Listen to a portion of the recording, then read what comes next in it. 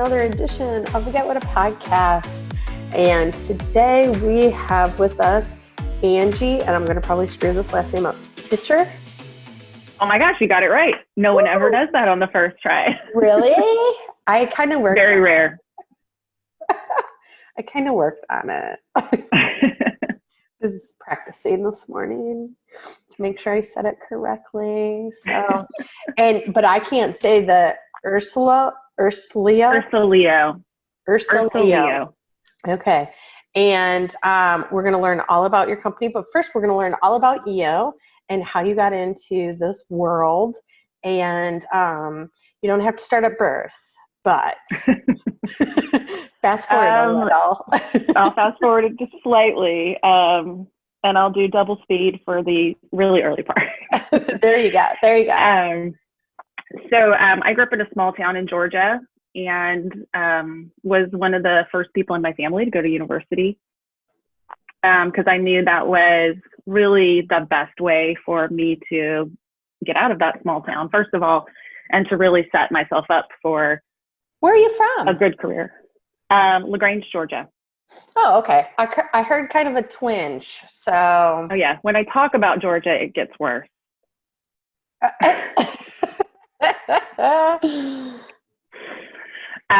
So I originally wanted to be a veterinarian, and so I applied for, I know, talk about a change.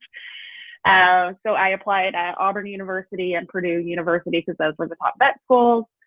Chose Auburn because it would allow me to be close to my family so I could still work for my mom on the weekends and make money. Put myself through school.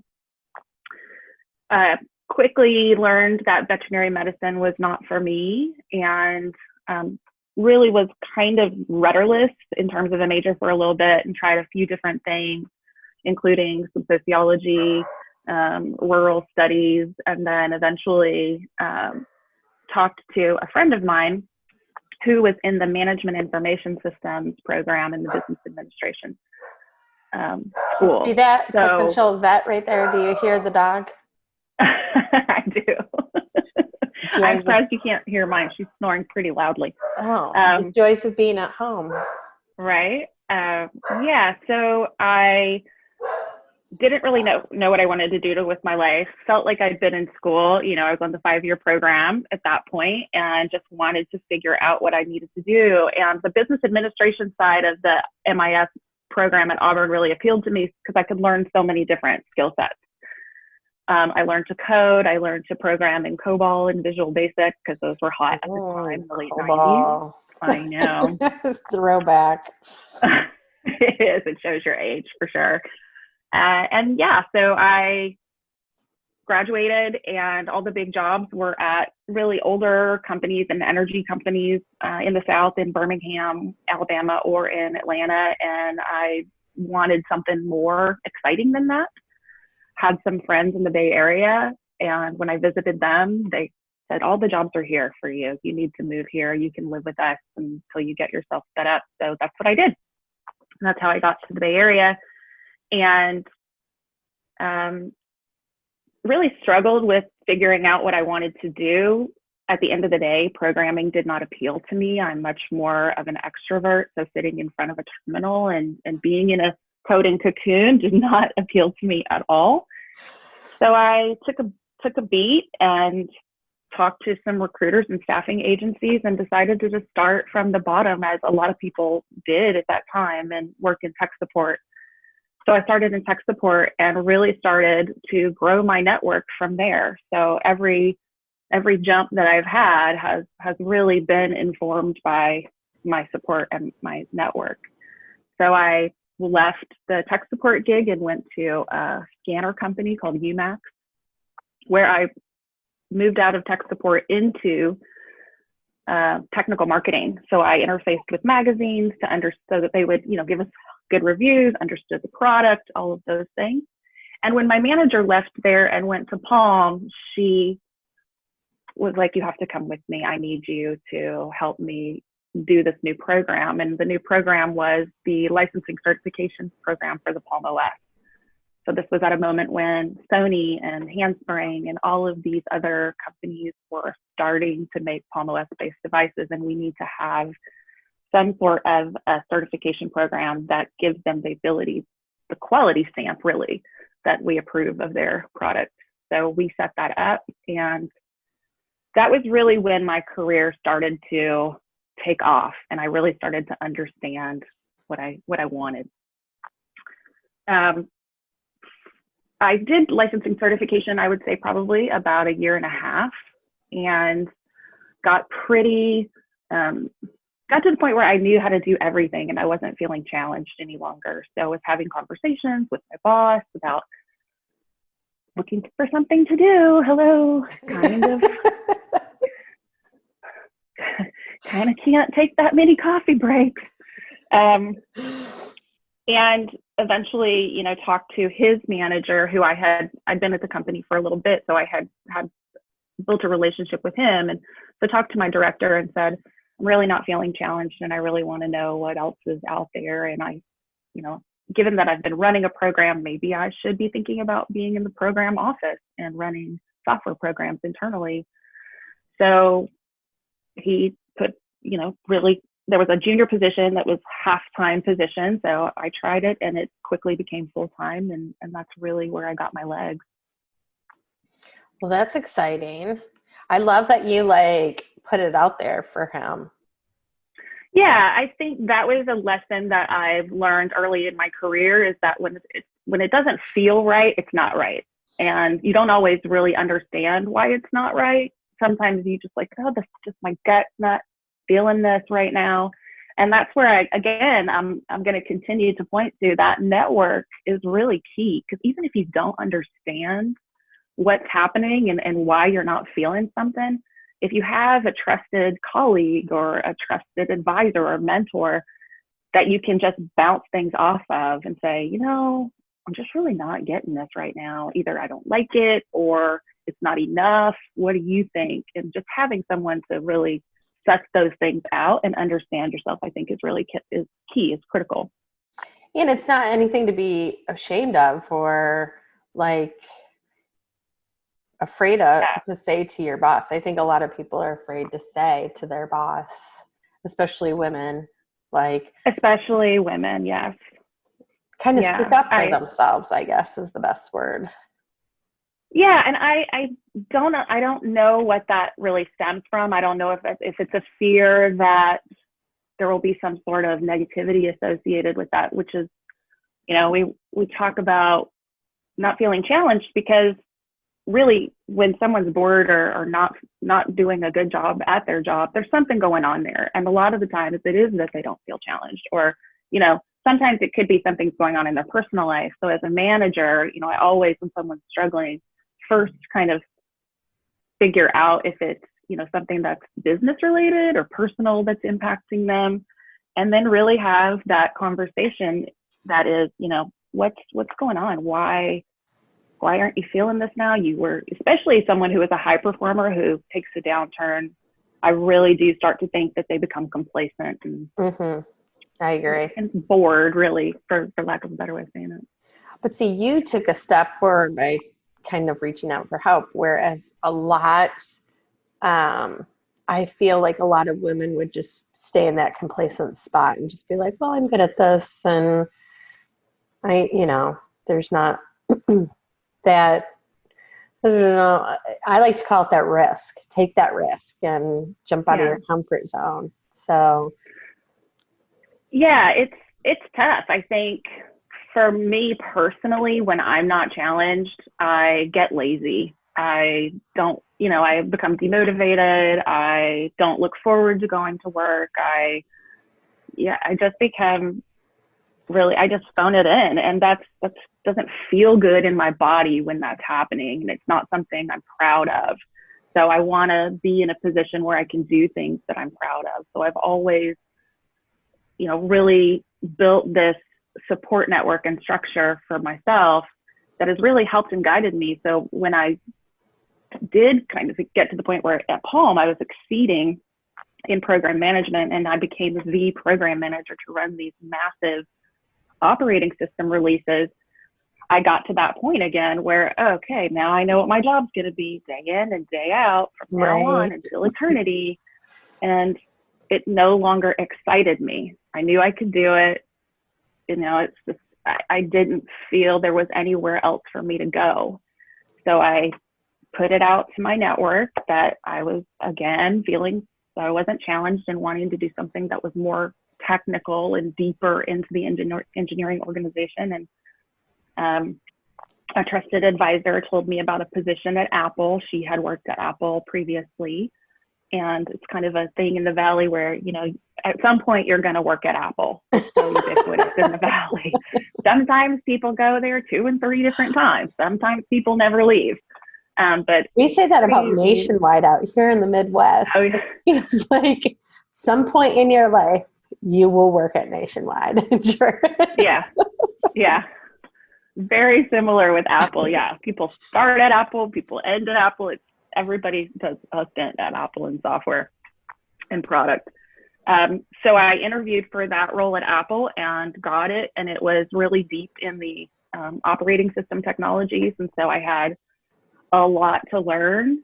And I think the manager that I had there was one of the best that I've ever had. And unfortunately, she was only my manager for a small window because we had a massive reorg and I got moved and shuffled around. But it was really a critical time because she gave me the building blocks that not only set me up for success, but also were things that as I grew and became a people manager and then a manager of managers, those were lessons that I took with me and instilled in my own people. And that is listen, take the time in your first month, 30 days, whatever it is, 6 weeks, listen, assess, build a rapport, go meet everyone that you think you'll ever need to work with and start to build a rapport with them and understand how they do their jobs so that when you need something, you understand where they're coming from. So if they say no, you're not taking it personally, you understand, and you can even approach them and say, hey, I know that this is how you guys work, but we need this in this amount of time.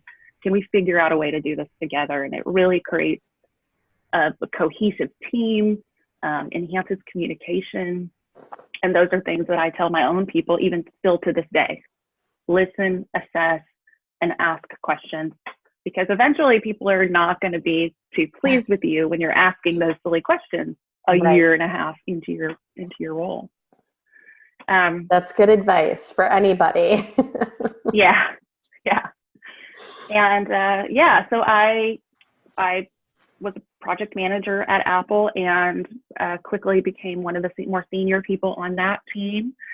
And my boss at the time was thinking of retiring, and so when she did, I went for her job and got it and grew that organization, which was really not just program management and project management, but QA and test engineering and a lot of DevOps related activities. And I took that organization when I got it at 6 people to over 60 by the time I left. Wow. Our organization it was quite a growth spurt. That was around the time that we were making the iPhone and going into these new territories with iPhones and iPads and then watches. So the support structure needed to be much larger because the engineering staff had grown exponentially as well. Yeah. So, wow. Well, that's exciting. So you worked at Apple.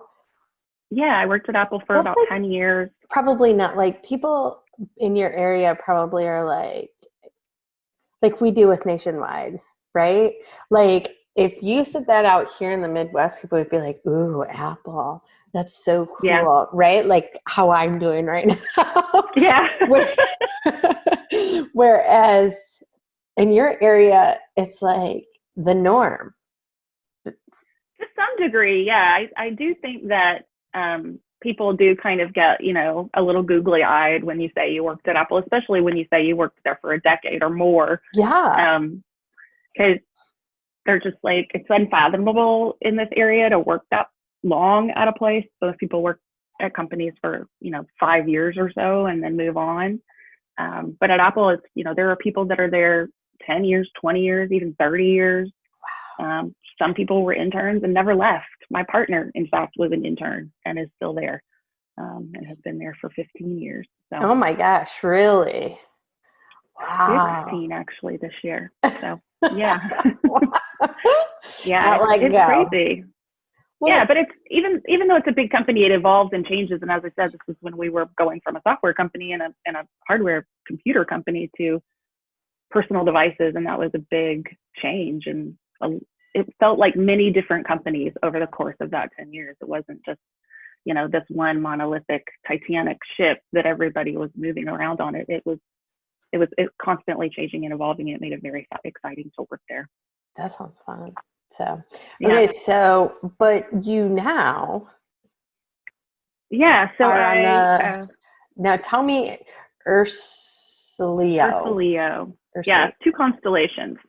2 constellations. Look at that. Yeah, so Ursa, it's named after Ursa Major or Ursa Minor, and Leo. So early in our plan for UrsaLeo, we thought about doing design services. We started working with a Russian-based firm that we thought we could contract out, and we went to visit them, and they served us bear dumplings, and Californian, recently not vegetarian any longer.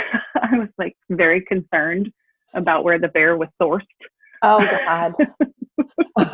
So that became kind of one of our stories. And this was at a time so early on that we didn't have a name for the company. And our CEO's wife, that story became kind of lore for us. And my CEO, co-founder, and I, we're both Leos. His birthday was last Thursday. Mine was Friday. Oh, well, happy birthday. Thank you. So she said, what about Ursa for bear and Leo, because you're both Leos? And we thought, and by that point we had kind of moved past the phase of thinking we were going to do design services. We were just thinking, yeah, that's going to be too much work. That's going to be a lot of, just getting clients and, building a client base. Was that really something we wanted to do so late in our career? One of the reasons I left Apple is because there were a lot of changes coming, and I wasn't really sure I had the energy for it anymore. I had worked really, really hard. And so I decided to take a break and just really figure out what I wanted, and met John, my co-founder, and shared stories and became really good friends. And when he decided to leave his company and he approached me about doing something, I was like, yeah, let's figure out what we want to do. That's normally how it all happens, right? It's funny. It's throughout my career, it's been very organic that way, that things present themselves. And I think, when I'm lucky in that I don't have a problem speaking to people and striking up conversations. I think a lot of times it can be very frustrating, especially for women, when you don't have that kind of extroverted personality to be able to feel comfortable to talk to people. So I think it's really important, even more so for introverted personalities, to really build up that support base of people that they do feel comfortable talking to. Even if it's not your direct manager, or, it could just be your friend who's in a similar space. But that's really, really critical. And so John and I started this company, and we pivoted. We did a few small pivots in the early days. As I said, we thought about doing design services because we're so experienced. We thought we could help a lot of the small startups in San Francisco, and then decided that didn't really feel like something that could hold our interest for a very long time. And it would be a lot of work for not a lot of reward, and intellectually. So we started going out to our extended networks and really talking to them about what their customers were experiencing and how their customers were feeling pain. And in the hardware industry in particular, they were really getting to the point where they were putting IoT capabilities in pieces of hardware. But instead of having, I came from an operating system background. So I think of everything in terms of, you have one piece of software that goes broadly, and that was not happening. And so businesses were getting tied to particular vendors because they were getting stuck in their branded IoT that didn't talk to anything. So we came up with the idea of doing a more generic IoT solution. So we started down that path, created it successfully and launched it, and then realized that it didn't feel like a game changer. It didn't feel like something that could grow quickly and people were going to be drawn to. And there were, and still are, a lot of generic IoT solutions. Some of them are student oriented, some of them are hobbyist oriented, and we really wanted to be that mid-sized to large facility product. And we were not seeing that traction. And because again, all of those companies, if they were in that space already and had IoT capable equipment, they were all in on whatever vendor they had.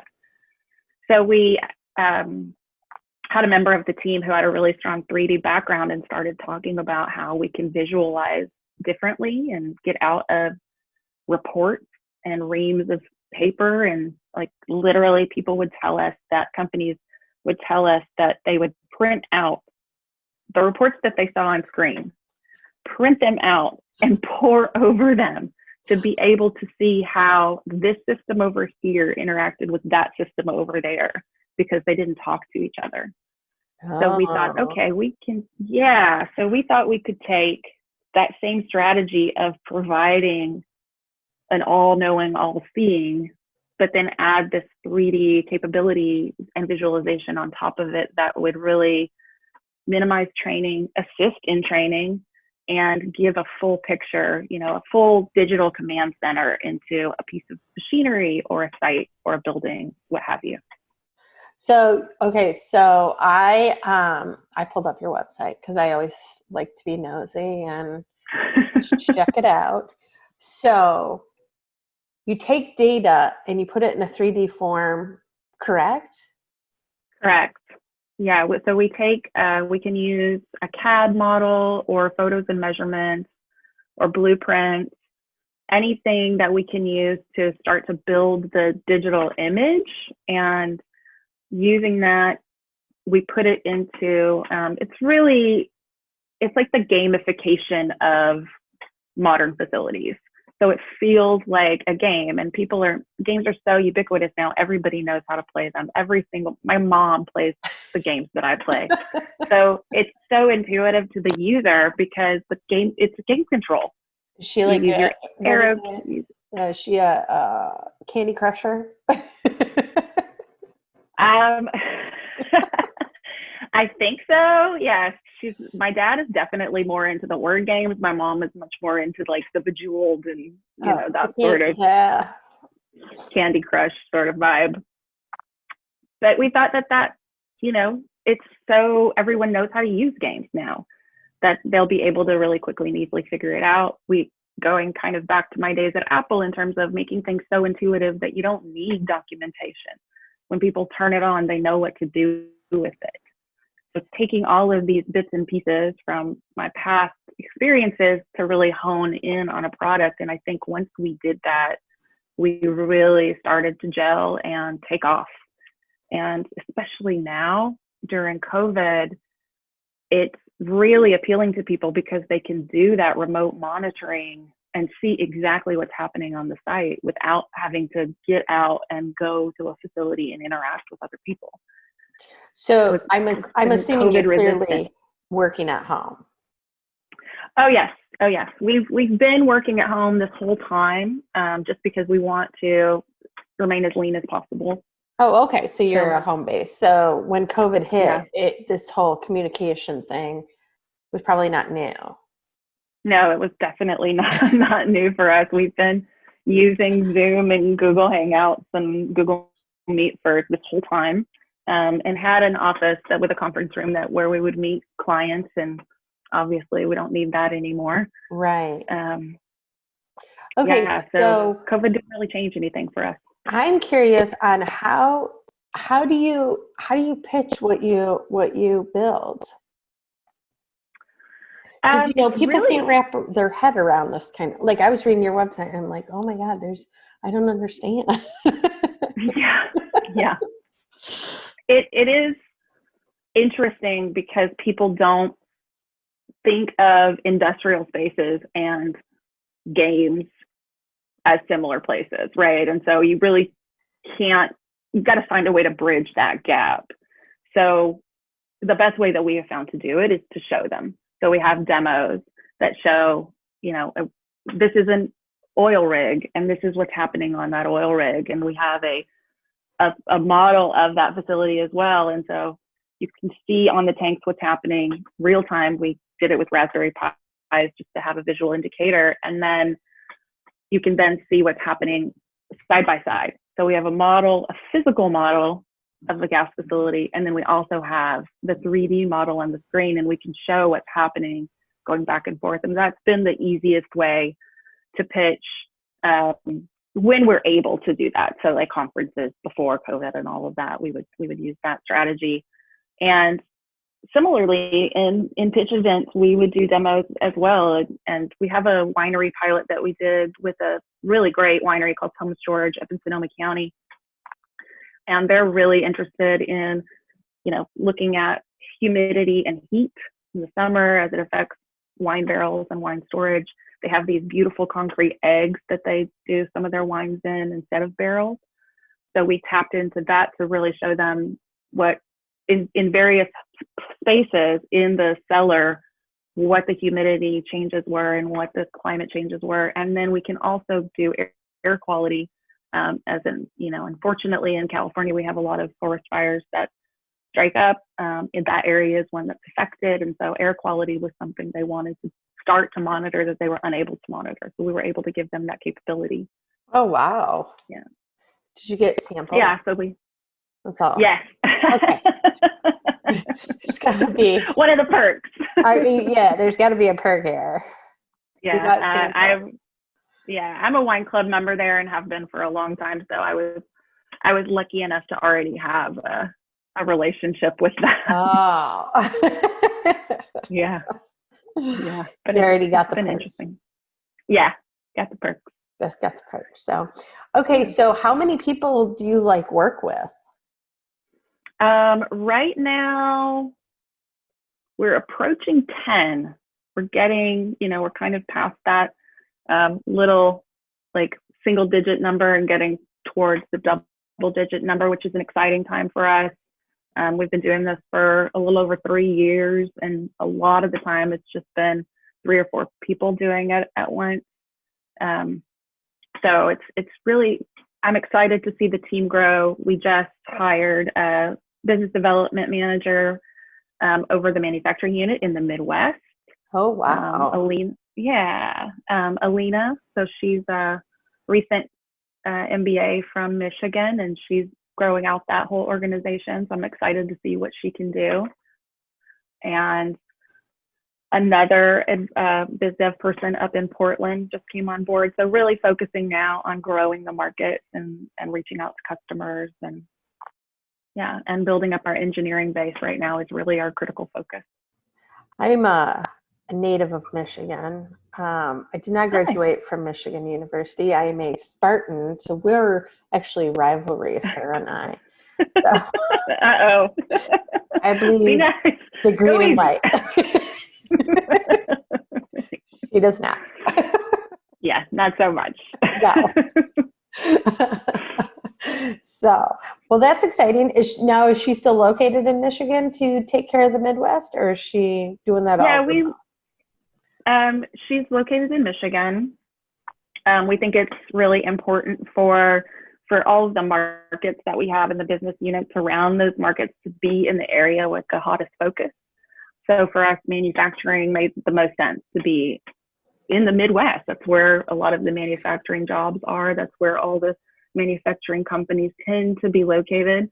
It's a hot spot, and we really wanted somebody there who could form relationships and build from there, because relationships are really critical. It's normally how you get the business, through the relationship. Especially when it's an area where they don't know technology. Mm-hmm. And so having someone there who they can relate to and kind of has the same Midwestern values, it's really important to them. The sassy little startup out of San Francisco coming in, would be like, where someone who's, in the same area and understands the challenges of that area in many different facets is really, we think, the best way to build a base there. Yeah, yes, definitely. So do you have since you're a startup and you're 3 years old, what's the plan for growth? We're about to be on a revenue path, so that's pretty exciting. We're about to start to see a lot of growth in our revenue.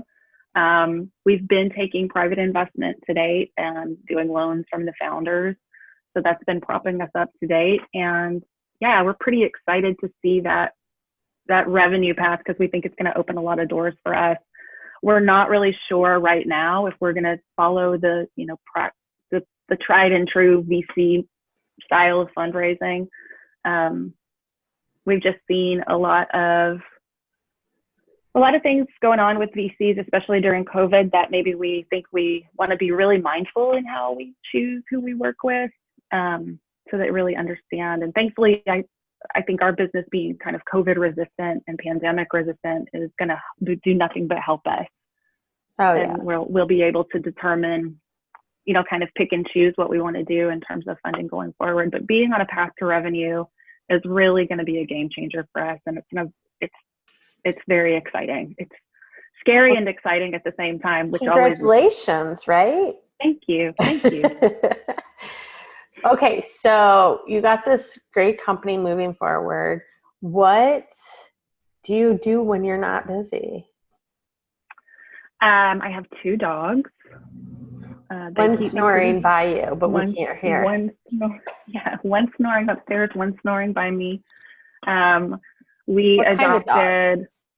They're both Staffy mixes. One is a pug Staffy mix, American Staffordshire, and the other is a lab Staffy. Okay. So one's a little puggy and one's a big labby. So they keep us busy. The puppy is the Staffy lab, and she's just recently turned 2, and she's a lot of energy. She's just a big ball of love and energy. She needs a job. We have to give her work all the time. So she keeps us pretty busy and on our toes, because she's a lot. Yeah, and I'm always looking for women's organizations and ways to engage with women in the community. The break that I took in between Apple and UrsaLeo, I promised myself I would take 6 months off to really rest and figure out what I wanted to do, and ended up not being able to do that because I'm, I guess, a busybody, and and I needed something to focus my attention on. And I've lived in this neighborhood in the Castro district of San Francisco for a while and wanted to be more a part of that community. So I wanted to bring more arts into our neighborhood and be part of the business community. So I opened an art gallery with a friend of mine. And once I started UrsaLeo, I couldn't do both. So, understood that I had to give that completely over to her. But one thing that grew out of that is something that I work on in my spare time, not right now during COVID, but will again, hopefully in the future, is I started an art walk in our neighborhood with area artists. Yeah, area artists and area businesses come together, and then citizens can come around, and community members can come around and look at the art and engage with the business owner. We're very much a village here, so there's a lot of small businesses, a lot of businesses where the owner is the staff, and so really really creating that atmosphere where the community knows the people that they're spending money with, so they're less likely to go online and buy goods when they can walk around the corner and they know the person at the store. We do that here. We have in Columbus. I live outside of Columbus, but downtown Columbus does like a gallery walk at the first of every month, but clearly they haven't been able to do it because of the whole COVID thing. So yeah, they're very, very popular. Yeah, I think it's a really good thing for our neighborhood, and it's really good for our small businesses. It's really good for the community. It gives them something to do that's,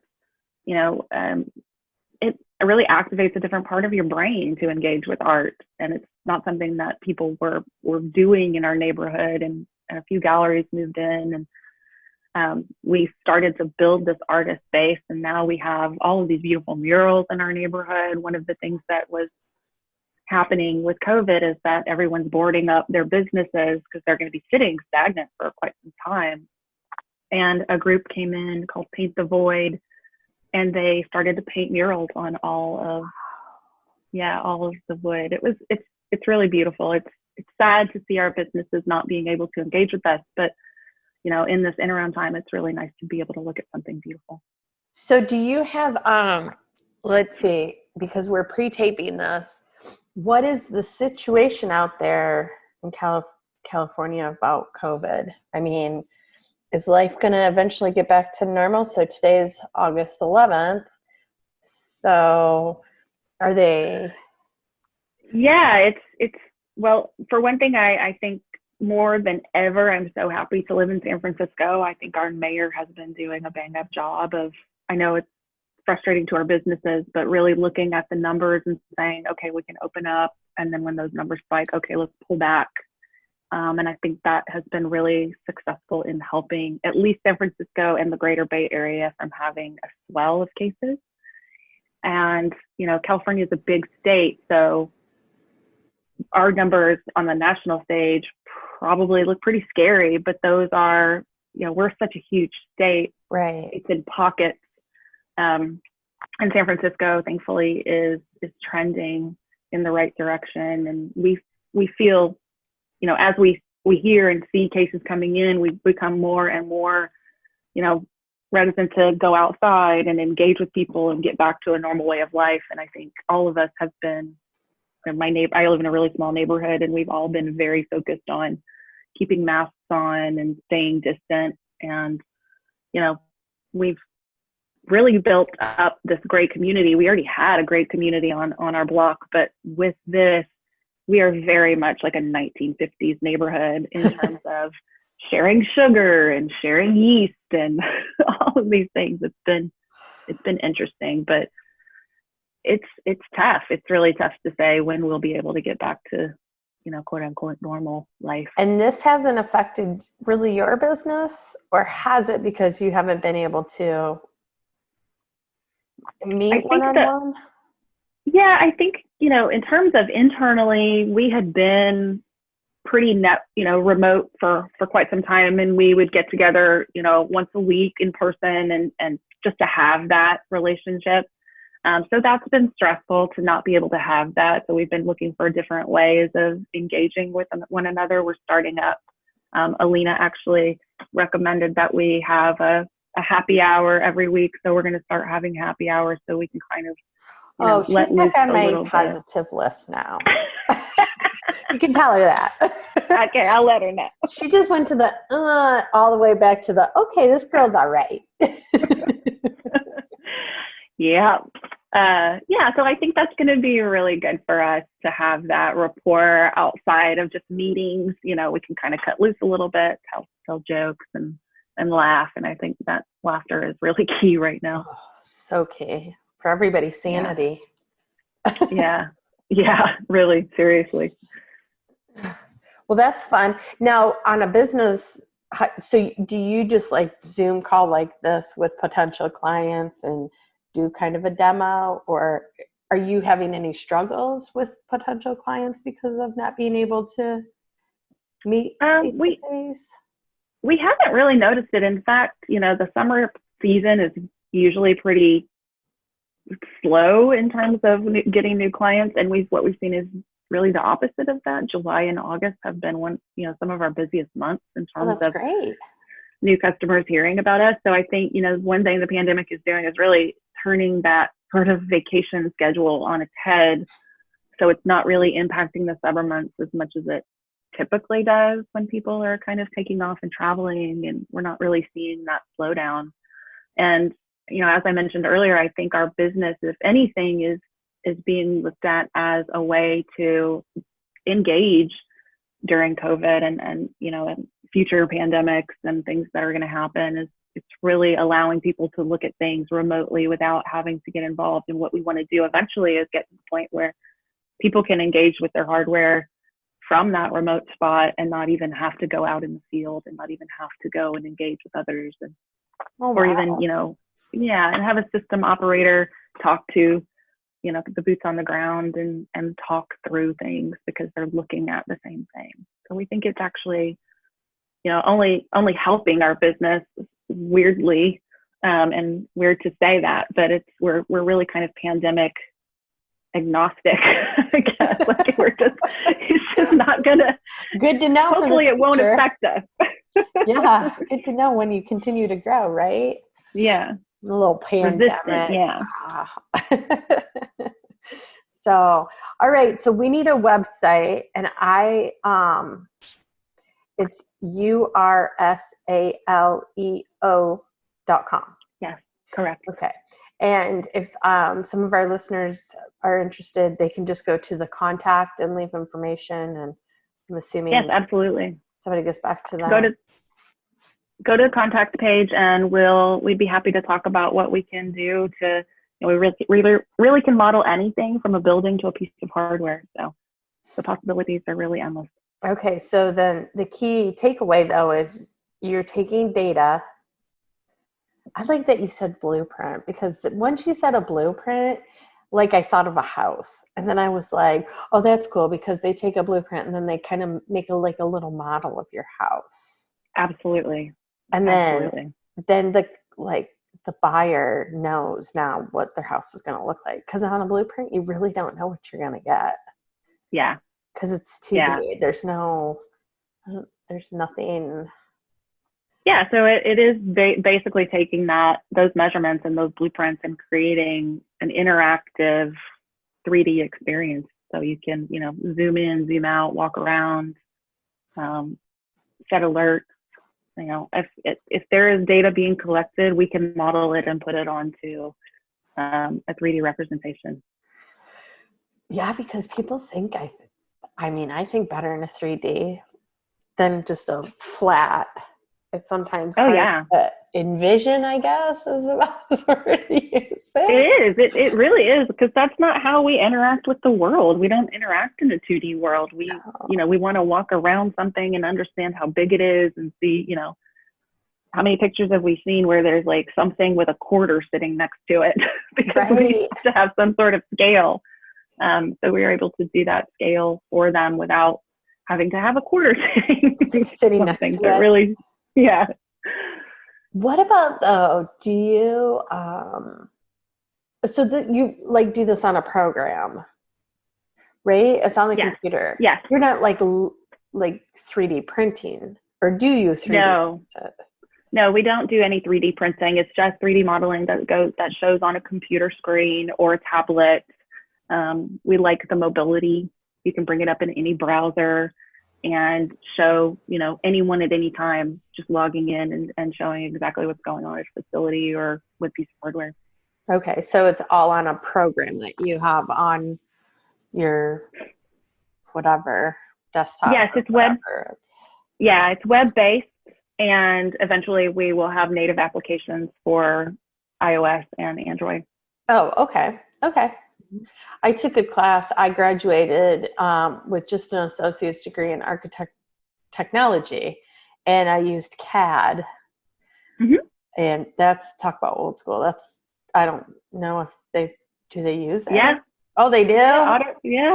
Oh. Yeah, it's all computer now though. So we use CAD drawings. So we can take CAD drawings and blueprints or even just photos and measurements. We have one client where we're putting together just off of photos of the site and trying to build the models that way. Off of photos? Yeah. And in the winery, we did it off of photos and measurements. We literally took tape measures and light measures and took pictures and videos, and that's how we created the winery model. So on the splash page of our homepage, UrsaLeo.com, in the background there is the winery model that we created, and that was strictly from photos and measurements. This white and blue and orange? me pull it up.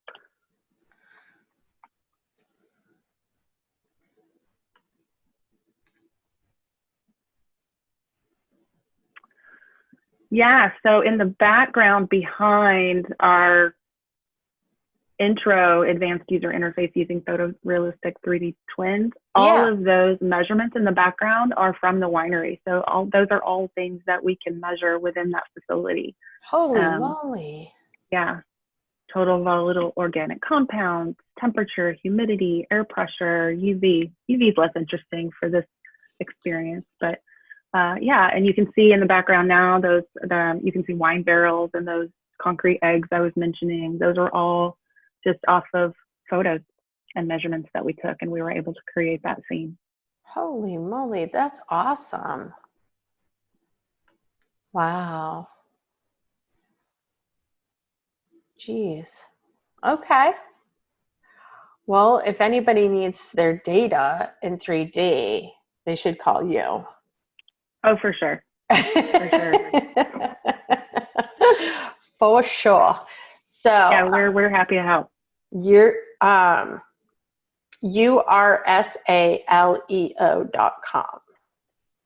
So that's crucial. That's where you want to make sure. I was poking around. I went all over everything. So,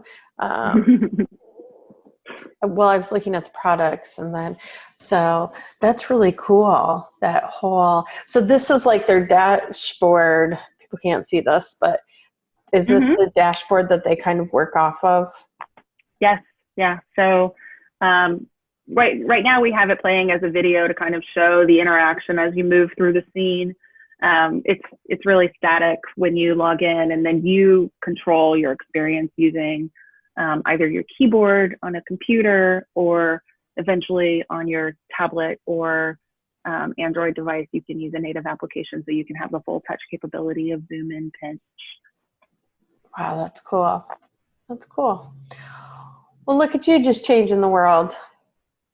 Yeah, we're pretty excited. We think this is something that we can bring to industries that have been really hesitant to do technology because they don't understand it, or it's expensive, or they don't have the support structure in place for it. And we think this is a way we can bring it to them that's really, a really low bar to entry for them.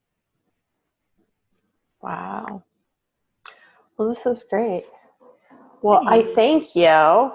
I know you're a busy lady. I don't want to take up too much of your time, but this is some interesting stuff. And I hope your girl from Michigan, she's probably a native Michigan, dear, and so she's all right in my book. Charity has a plus because of the happy hour, so that's thumbs up there. So yeah. I hope exciting times for you and your growth. This is awesome. And before you know it, you'll be in my side of the world. Yeah. I can't wait till we get back to travel and I can visit the Midwest again. That would be really lovely. You said you're from Georgia. I'm from Georgia. But is family still there? Yes, my entire family is still there. Really. I have a niece in Florida, but everyone else is still in Georgia or just across the border in Alabama. But I love the Midwest. My dearest friend, who's like a sister to me, lives there right outside of Chicago. So I do get there pretty regularly. And my partner, his parents live in Indiana. So I get there quite a bit. Yeah. So you know the Midwest. Oh, yeah. Very familiar. Oh, yeah. There you go. All right. Well, this was awesome. Thank you for taking the time. You're so busy. Thank you. You kind of got elected for this, didn't you? Yeah, I was. It's so funny because my PR team, I love them. They're amazing. Larkin Volpat. They're just stellar, and they put me forth to this, and I was like, I don't really have anything to say. And then we start talking, and I realize, wow, I have a lot to say. You don't realize it till you get in here, and then you're like, wow. Yeah, exactly. Yes. Yeah. So, yes, all good things, all good things. Well, I'm so glad you said yes to chatting today, even though you were kind of forced, but. Yes, thank you for going easy on me. It's been lovely. Oh, it well, really this has has been fantastic. And I thank you for your time. And I wish you so much luck and congratulations on the growth. And I'm sure we're going to be seeing you explode all over the place. And then when we come out west for Get With It, we'll have to have you come in and talk about all the amazing things you're doing. That would be amazing. That's awesome. Fingers crossed. We're growing too, so I'm hoping. Yeah. Go us. Go us. All right. Well, thank you again. And I appreciate your time and have a wonderful rest of your day and try to take some time for yourself. Thank you. Thanks, Elizabeth. Thanks for chatting.